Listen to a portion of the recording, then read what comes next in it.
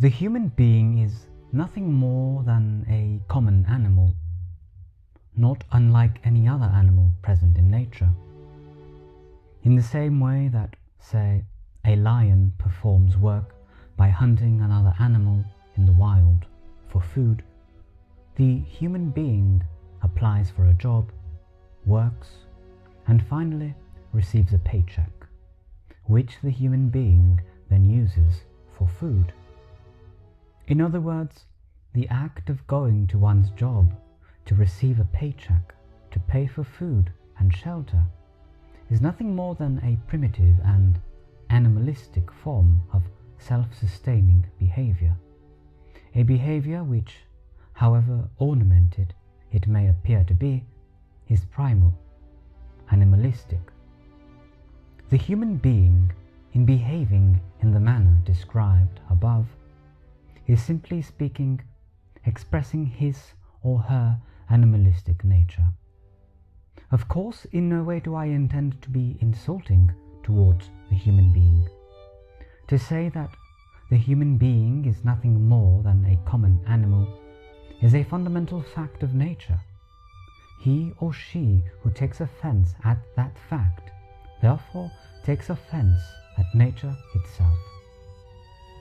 Whether or not one accepts it as a fact, the truth remains that the human being is a common animal, not unlike any other animal present in nature. Nevertheless, it must be said that although it is a fact that the human being is nothing more than a common animal, it is also a fact that the human being is something more. Indeed, while the human being possesses mere animalistic qualities, as a consequence of being a mere animal, it is also a fact that the human being possesses a non-animal quality. What is this non-animal quality? It is the capacity to contemplate. Unlike most other animals in nature, the human being possesses the capacity to reflect upon his or her own existence, and, additionally, to reflect upon the whole of existence, the whole of the universe as well. Indeed, I say possesses the capacity because it is a fact that most human beings never actually perform this act of profound self-contemplation. Indeed, most human beings exist simply as mere animals, working at their job, paying their expenses, and finally dying. These type of human beings, the type who go their whole lives just working to survive and to satisfy themselves merely sensually, are essentially mere animals. I guess you can say that there are two principal types of human beings. On the one hand, and the most common type, is the merely animalistic human being.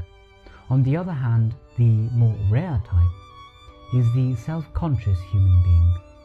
The difference between the two is this.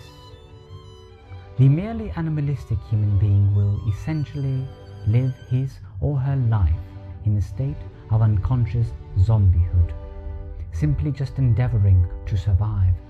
Conversely, the self-conscious human being is the one who realizes that his or her life is more than just about survival.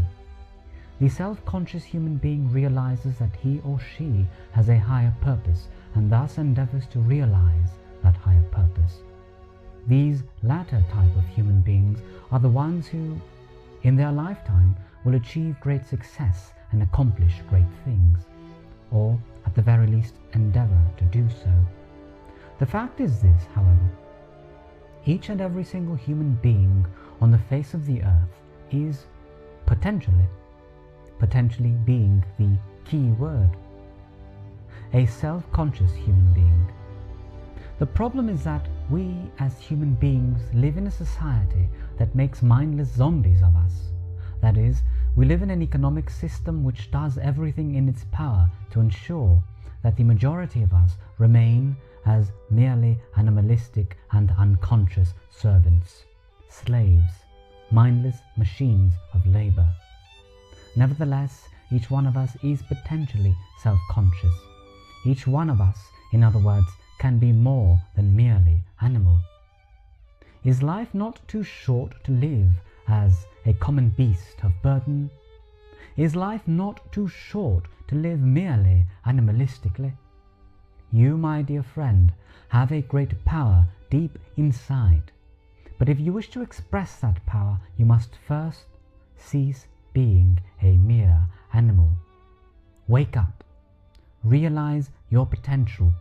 The fact is that you are more powerful than you think you are. The fact is that you are more powerful than you think you are.